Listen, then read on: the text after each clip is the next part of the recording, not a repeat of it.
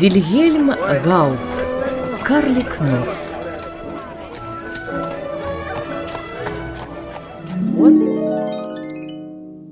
Так прайшло на службе ў бабулі гадоў 7. І вось неяк сабралася яна ісці.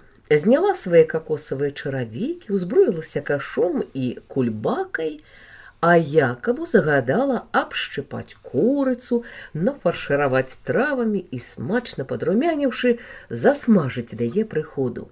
Ён засмажыў курыцу па ўсіх правілах кухарскага майстэрства, скруціў шыю, апарыў кіпенем, лоўка абшчыпаў, паскроб скуру, каб яна стала гладкай і пяшчотнай, і выпатрашыў курыцу. Потым узяўся збіраць траву для начыння. У гэты раз ён убачыў у кладоўцы, дзе захоўвалася трава, насценную шафу з прыадчыненымі дзверцамі, якую ён раней не прыкмячаў.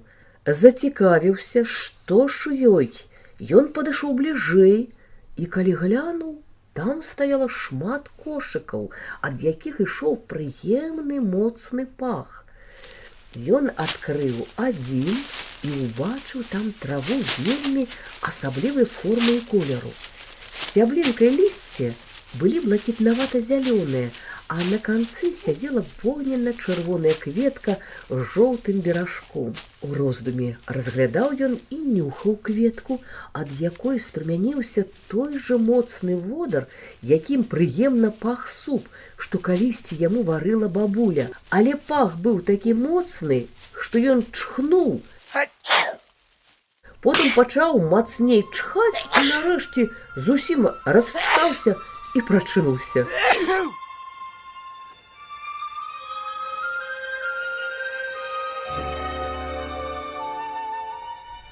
Ён ляжаў на бабульнай канапе і здзіўлена аглядваў пакой. І прасняцца ж такія сны, зусім як наяве, падумаў ён. Я мог бы паклясціся, што я вартая жалю вавёрачка, сябрую з марскімі свінкамі і усякімі звярамі, і што ў той жа час я стаў адмысловым кухарам. Ну і пасмяецца ж матуля, калі я раскажу ёй пра ўсё гэта. Толькі бадай усыпле яна мне за тое, што я заснуў у чужых людзей і не памагаю ёй на базары.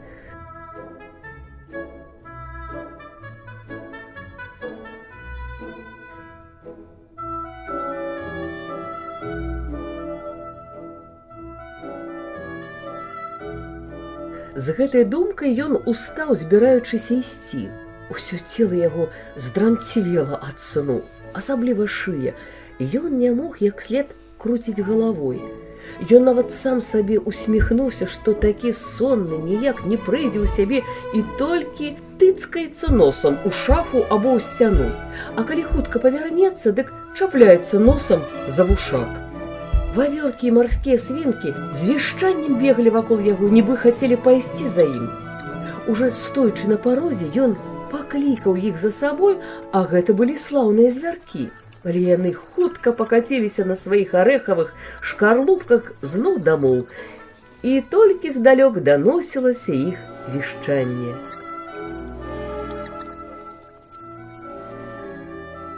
Бабуля завяла яго ў даволі аддаленую частку горада, і ён з цяжкасцю выбраўся з вузкіх вулачак, да таго ж там яшчэ была штурханіна, таму што, як яму здалося, недзе блізка з'явіўся карлік. Раз-пораз чуліся крыкі: «Эй, гляньце вы, на вырадка карліка! Адкуль узяўся такі карлік? Ну і доўгі ж нос у яго, а галава зусім увайшла ў плечы, а рукі якія брудныя, пачварныя!» Іншым часам ён і сам пабег бы за людзьмі, таму што больш за ўсё на свеце любіў глядзець на веліканаў і карлікаў або на незвычайныя заморскія ўбранні. Але цяпер яму трэба было спяшацца да маці. Калі ён прыйшоў на базар, на яго напаў страх. Маці сядзела яшчэ там, і ў кашы у яе было шмат тавару, значыць, ён спаў не вельмі доўга. Але ўжо здалёк яму яна падалася вельмі сумнай. Яна ўжо не зазывала пакупнікоў і сядзела, падпёршы галаву рукой, а калі ён падышоў бліжэй, Яму здалося, быццам яна стала бледнай, як ніколі.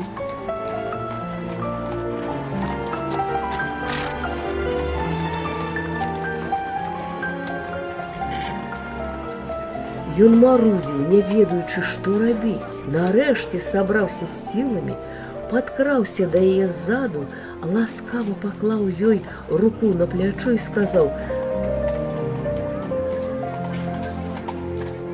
«Матуля, табе не здаровіцца, ты злуешся на мяне». Жанчына павярнулася, але тут жа рэзка адхінулася з крыкам жаху. «Што табе ад мяне патрэбна, агідны карлік?» – усклікнула яна. «Ідзі адсюль, цярпець не магу дурныя жарты». «Ну што з табой, матуля?» – спытаў перапалоханы Якаб. «Табе, мусіць, не можацца, таму ты гоніш ад сябе свайго сына». «Сказала табе, ідзі сваёй дарогай», – раздражнённа адказала Ханна. «З мяне ты, агідны вырадак, сваім краўлянем нічога не возьмеш». «Мілая мамачка, апомніся, паглядзі на мяне добра, я ж твой сын, твой Якаб». «Не, цяпер твой жарт робіцца вельмі нахабным», – крыкнула Ханна, звяртаючыся да суседкі.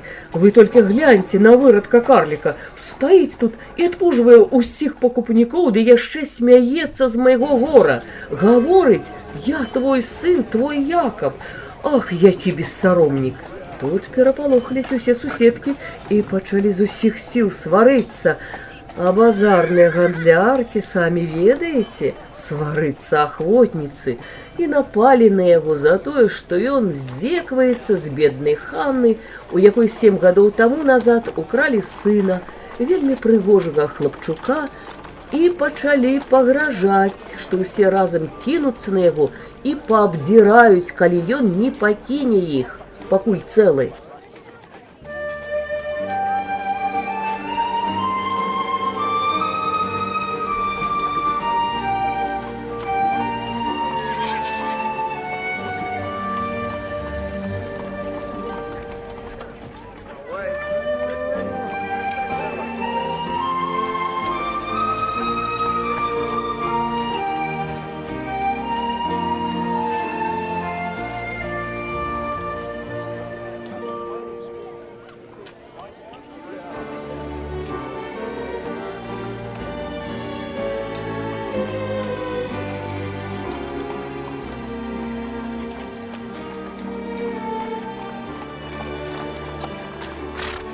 Небарака Якаб не ведаў, што і падумаць.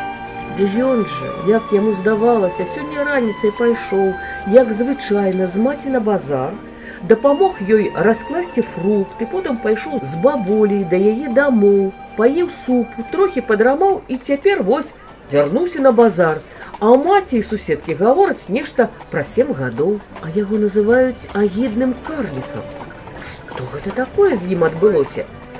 Калі ён зразумеў, што маці і слухаць пра яго не хоча, на вачах у яго з'явіліся слёзы, і ён сумна пайшоў да крамкі, дзе бацька цэлы дзень рамантаваў чаравікі. «Убачым», – думаў ён, – «ці прызнае ён мяне? Я стану ў дзвярах і загавару з ім». Падышоўшы да шаўца, ён стаў каля дзвярэй і заглянуў у крамку. Гаспадар так старанна працаваў, што нават не заўважыў яго. Але выпадкова глянуўшы на дзверы, ён упусціў на падлогу чаравік, дратву і шыла і са страхам закрычаў: «Божа мой, ды што гэта такое? Што такое?» «Добры вечар, гаспадар», – сказаў малыш, уваходзячы ў крамку. «Як маецеся?» «Дрэнна, паночак», – адказаў бацька на здзіўленне Якабу. Выходзіць, што бацька яго таксама не ведае. Праца не ладзіцца, я адзін і старэю, а ўзяць чалядніка не па кішэні. «А хіба няма ў вас сыночка, які патроху дапамагаў вам у працы?» – выпытваў карлік. «Так, быў у мяне сынок, звалі яго Якаб, цяпер бы ён быў статным, спрытным, 20гадовым юнаком і мог бы добра дапамагчы мне. Так, вось гэта было б жыццё. Ужо у 12 гадоў ён быў кемлівы, умелы хлопчык і разбіраўся ў маім рамястве. А які прыгажунчык, пачцівы, ён знайшоў бы заказчыкаў, так што хутка я не рамантаваў бы ўжо чаравікі, а шыў толькі новыя. А дзе ж сын ваш? Дрыжачым голасам спытаў ён у бацькі. Бог ведае, адказаў той, 7 гадоў таму назад яго ўкралі ў нас на базары. 7 гадоў таму? Жахам усклікнуў Якаб. Так, малюсенькі мой паночак, 7 гадоў. Як цяпер помню, прыйшла жонка дамоў, уся ў слязах і моцна плачучы сказала, што ўвесь дзень дарэмна прачакала хлопчыка. Яна ўсіх распытвала, усюды яго шукала, але так і не знайшла сына. Я заўсёды думаў, што так здарыцца. Якаб быў прыгожым дзіцём, гэта трэба прызнаць. І жонка ім ганарылася. Ёй падабалася, калі яго хвалілі, і часта яна пасылала яго з гароднінай і усякай усячынай да знатных паноў. Гэта было нядрэнна, кожны раз яго шчодра адорвалі, але я гаварыў ёй, глядзі, горад вялікі, у ім жыве шмат нядобрых людзей, глядзі за Якабам. Як я гаварыў, так і выйшла. Прыходзіць неяк на базар выродлівая бабуля, прыцэньваецца да фруктаў і гародніны і купляе гэтулькі, што не можа сама данесці дадому. У жонкі маё сэрца спагадлівае, яна адпусціла з ёй хлопчыка, і з таго часу так яго і не бачылі. Так расказваў бацька Якаба і пры гэтым гучна стукаў па чаравіку і абедзвюма рукамі выцягваў дратву. Маленькаму чалавечку паступова стала ясна, што з ім адбылося. Ён не ў сне, а ў сапраўднасці 7 гадоў праслужыў вавёркай у злой чараўніцы. Сэрца разрывалася ад гневу і гора. Бабуля ўкрала яго 7 гадоў юнацтва. А што атрымаў ён узамен? Навучыўся наводзіць глянец на туфлях з какосавых арэхаў, ды трымаць у чысціні пакой з люстраной падлогай. Навучыўся ў марскіх свінак кухарскаму майстэрству. Ён пастаяў пэўны час у роздуме над сваім лёсам. Урэшце рэшт бацька спытаў яго: «Магчыма, вам неабходна мне што-небудзь заказаць, малады чалавек? Новыя туфлі або, дадаў ён, усміхаючыся, футарал сабе для носа». «Чаго вам даўся мой нос?» – спытаў Якаб. «Нашто мне футарал для яго?» «Ну, каму што падабаецца», – запярэчыў шавец. «Але павінен сказаць, калі б у мяне быў такі страшны нос, я б заказаў для яго футарал з ружовай лакіраванай скуры. Вось гляньце, у мяне якраз пад рукой добры абрэзак. Праўда, на футарал пойдзе нямала, але затое, як бы гэта вас уратавала, малюсенькі панічок. Я упэўнены, вы натыкаецеся на любы вушак, на любую павозку, калі хочаце ўступіць ёй дарогу». Малеча знямеў ад страху. Ён пакратаў свой нос. Нос быў тоўсты і даўжынёй не менш за 2 пядзі. Значыць, бабуля перамяніла яго знешнасць, таму маці не пазнала яго. «Гаспадар», – звярнуўся ён, ледзь не плачучы, да шаўца, «ці няма ў вас пад рукамі люстэрка, каб паглядзецца?» «Васпан», – сур'ёзна адказаў бацька, «не тая знешнасць дасталася вам, каб ёю любавацца, і нечага вам раз-пораз глядзецца ў люстэрка. Ад гэтага трэба адвыкаць, а ваша прывычка выглядае асабліва смешна». «Ах, дайце мне глянуць у люстэрка», – усклікнуў карлік. «Вядома ж, тут справа не ў любаванні сабой». «Адчапіся ты ад мяне, няма ў мяне люстэрка. У жонкі быў асколак, ды не ведаю, куды яна схавала яго. Но калі вам абавязкова трэба паглядзецца ў люстэрка, то цераз вуліцу жыве Урбан, цырульнік. У яго ёсць люстэрка ў 2 разы большая за вашу галаву. Паглядзіцеся ў яго, а пакуль бывайце здаровы». З гэтымі словамі бацька асцярожненька выправадзіў яго з крамы, зачыніў за ім дзверы і зноў сеў за працу. А Якаб, зусім прыгнечаны, перайшоў праз вуліцу да цырульніка, якога помніў яшчэ з даўніх часоў. «Добрая раніца, Урбан!» – сказаў ён. «Я прыйшоў папрасіць вас зрабіць мне ласку. Дазвольце мне паглядзецца ў вашае люстэрка». «З задавальненнем, вунь, яно там стаіць!» – усклікнуў, смеючыся цырульнік, і яго наведвальнікі, якія чакалі, калі ён пастрыжэ іх бароды, таксама гучна рассмяяліся. «Вы і праўда прыгажунчык, шыя, як у лебедзя, рукі, як у каралевы, а другога такога задранага носа і не знойдзеш нідзе. Ну, добра, паглядзіцеся, няхай не гавораць пра мяне, быццам я ад зайздрасці не дазволіў вам паглядзецца ў люстэрка». Так сказаў цырульнік, і ўся цырульня задрыжэла ад смеху. Між тым карлік падышоў да люстэрка і паглядзеўся. Слёзы з'явіліся ў яго на вачах. «Так, мілая мамачка», – падумаў ён, – «ты, вядома, не змагла пазнаць свайго Якаба.